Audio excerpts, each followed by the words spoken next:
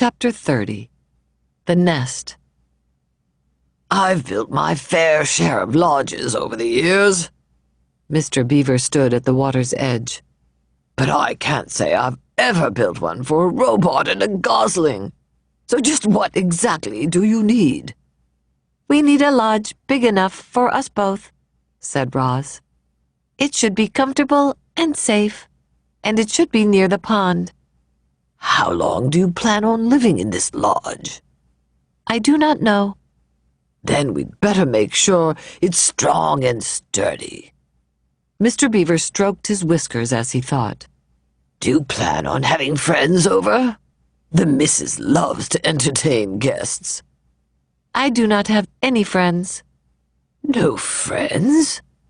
Well, you seem pretty likable for a monster. I mean, a robot. But if you want my advice, you should grow yourself a garden. Your neighbors won't be able to resist fresh herbs and berries and flowers. Just you wait and see. So, we'll make sure there's a place for a garden, and we'll give your lodge some extra space for all the friends you'll be hosting. The beaver winked. We also need to find a way to keep your lodge comfortable when it's cold outside. Our lodge is heated by our own bodies, but I think we'll have to find another way to heat yours. The beaver and the robot thought about heat for a while. The first thing that came to Roz's mind was the sun. But then she remembered the hot sparks she had felt while sliding down the mountain peak. I could heat our lodge with fire, she said. Mr. Beaver blinked his little eyes. I will need to experiment, Roz continued. But I think there is a way. You go right ahead, Roz, said the beaver. But would you try not to burn down the entire forest? Do not worry. I will be careful. Let's move on. Mr. Beaver sighed. The next order of business is to find a site for your lodge. That meadow across the water would be perfect, but the hares will have a fit if we try to build there. I think we should clear out some trees and build right in the forest. And I know just the place. The beaver took them along the water and up to a dense section of forest that jutted into the pond. It needs some work, said Mr. Beaver, trudging through the thick weeds. But this ought to do the job. Yes, this ought to do the job, said Roz in her friendliest voice. Job, said Brightbill. Mr. Beaver was incredibly skilled at taking down trees, but even he couldn't keep up with Roz's powerful chopping hands. So he let the robot do the hard work. He pointed out the trees and shrubs that needed to go, and Roz started hacking away. By sunset, they were standing in a newly cleared site, and they had more than enough wood to build the lodge. You did some fine work today, Roz. Mr. Beaver yawned. I'll return in the morning and we'll pick up right where we left off. What would you like me to do? Said the robot. Tonight? So, you still feel like working, do you? Very good.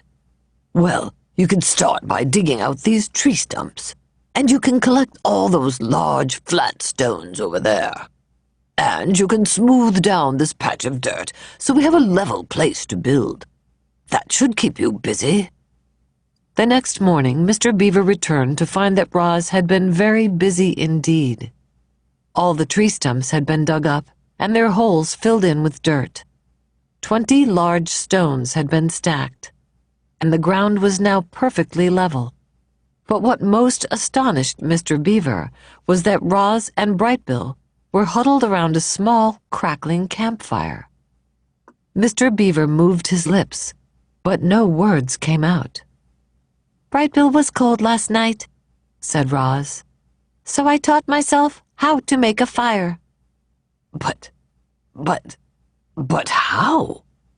I discovered that when I strike these two stones together, they create sparks, like this. I directed sparks onto dry leaves and wood until they ignited. Once I had a fire, it was easy to keep it going. And if I need to put it out, I can just add water.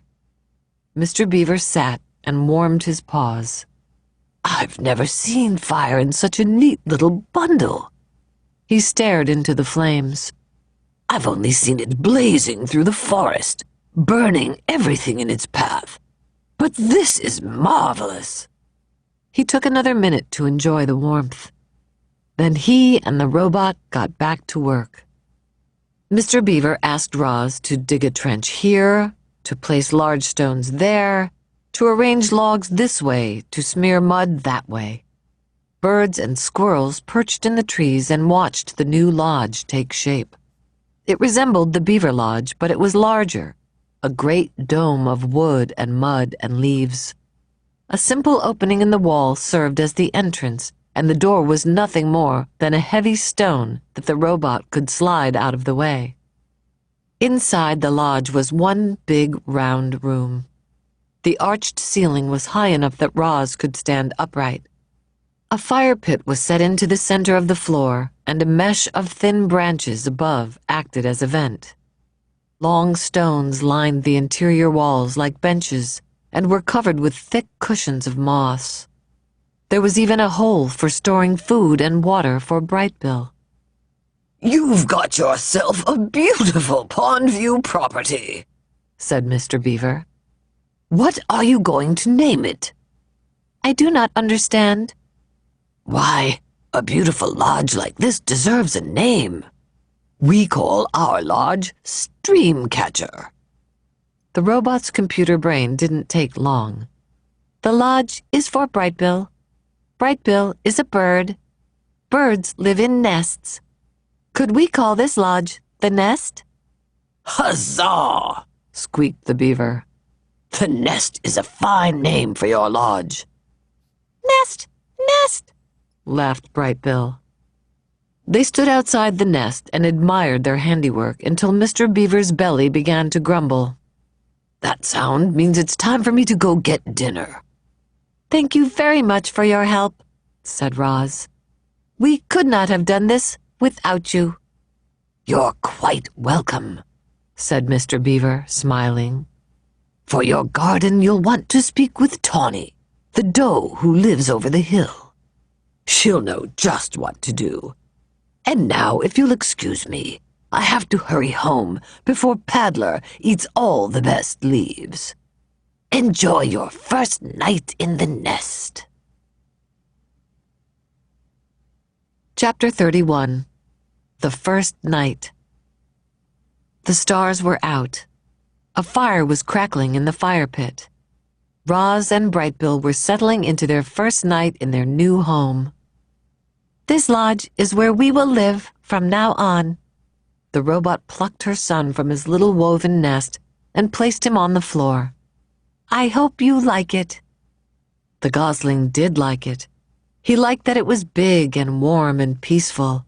And he liked knowing that the forest and the pond were just outside. He waddled around, peeping to himself and exploring every little corner of the lodge until it was time for bed.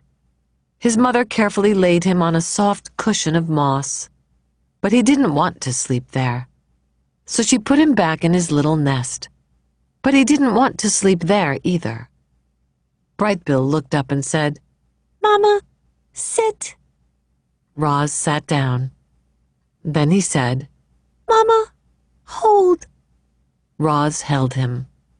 The robot's body may have been hard and mechanical, but it was also strong and safe. The gosling felt loved. His eyes slowly winked closed, and he spent the whole night quietly sleeping in his mother's arms. Chapter 32. The Deer. The deer family did not run from the sound of snapping twigs and crunching leaves. They had heard all about Roz and Brightbill, and they knew there was nothing to fear. Crown Point stood before his doe and his 3 spotted fawns, and the family watched as the robot approached with the gosling on her shoulder. Hello, dear. My name is Roz, and this is Brightbill. We are looking for a doe named Tawny. Crown Point moved aside, and the doe silently stepped forward. Mr. Beaver helped us build a lodge, said Roz. and he thought you might help us grow a garden." "Mr. Beaver helped you?" came Tawny's gentle voice. "You must have done something for the beavers." "I brought them freshly cut trees," said Roz. Tawny looked at Crown Point, and the buck slowly nodded. "I will help you grow a garden," said the doe to the robot, "if you will let my family eat from it." The robot nodded in agreement, and then she quietly led Tawny back to the nest. Chapter 33. The Garden. After inspecting the grounds, Tawny asked Roz to remove all the dried brambles and weeds and leaves from the garden area. She asked her burrowing friends, the moles and the groundhogs, to dig through the dirt and loosen the soil. And then she asked all the neighbors to do something rather peculiar. "Please leave your droppings around the nest. The more droppings, the richer the soil, the healthier the garden." As you can imagine, Tawny's request got everyone's attention. The place was soon crawling with woodland creatures curious to hear more about the garden project. And just like that, the robot was meeting her neighbors. The plan to help her make friends was already starting to work. There was a festive feeling around the nest that day. Animals were coming and going and chatting and laughing. After some pleasant conversation, each neighbor would choose their spot, leave their droppings, and be on their way, and always with a smile. "We're happy to help," said two smiling weasels after finishing up their business. "It was our pleasure," said a flock of smiling sparrows before they flew away. "I shouldn't be much longer now," said a smiling turtle as he slowly made his contribution. As all this was going on, Roz walked around and thanked everyone. "I am not capable of defecating," she explained, "so your droppings are most appreciated." Once the grounds were fertilized, it was time for the plants. Tawny brought Roz and Brightbill out to a lush meadow. The robot sank her fingers into the ground and felt the spongy layer of roots below the grass. Slowly, carefully, she rolled up wide strips of sod, exposing the dark, wormy soil. She carried the rolls back to the nest and spread them out to make a patchy lawn. Then, she transplanted clumps of wildflowers and clovers and berries and shrubs and herbs until the nest was surrounded by a scraggly collection of plants. "It's not much to look at now," said Tawny, "but the grass will grow into these gaps, and the flowers and bushes should perk up in a few days. I'll return soon to make sure it's all taking root. Before long, this will be a lovely wild garden." Chapter 34. The Mother. Like most goslings, Brightbill followed his mother everywhere. He was a slow, tottering little thing, but Roz was rarely in a hurry, and together they loved meandering along the forest paths and around the banks of the pond. However, they spent most of their time right in their own garden. You see, the garden was no longer scraggly. Thanks to the robot's careful attention, it was now bursting with colors and scents and flavors. Clearly, Roz was designed to work with plants. "Oh, Roz, you've been busy," said Tawny as her family grazed on the wonderland of growing things. "This garden is glorious. You'll be seeing quite a lot of us around here." Tawny meant what she said. Each morning around daybreak, Roz and Brightbill would hear quiet footsteps outside the nest. And there would be Tawny and Crown Point and their fawns, Willow, Thistle, and Brook, happily nibbling on the garden. The deer weren't the only regular visitors.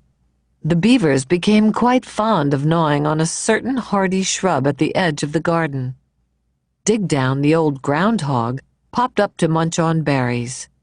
Broadfoot, the giant bull moose, came by to chew on tree shoots.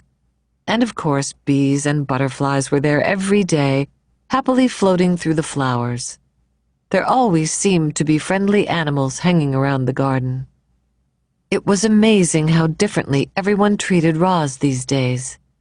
Animals who once ran from the robot in fear now stopped by the nest just to spend time with her. The neighbors smiled and waved whenever Roz and Brightbill wandered past. And at the dawn truce, the other mothers were eager to share their parenting advice. Make sure Brightbill gets plenty of rest. A tired gosling is a cranky gosling. When the wind starts blowing from the north, you must immediately get Brightbill to safety. North winds always bring bad weather. You'll never be a perfect mother, so just do the best you can. All Brightbill really needs is to know you're doing your best. No gosling ever had a more attentive mother. Roz was always there, ready to answer her son's questions, or to play with him, or to rock him to sleep, or to whisk him away from danger. With a computer brain packed full of parenting advice and the lessons she was learning on her own, the robot was actually becoming an excellent mother.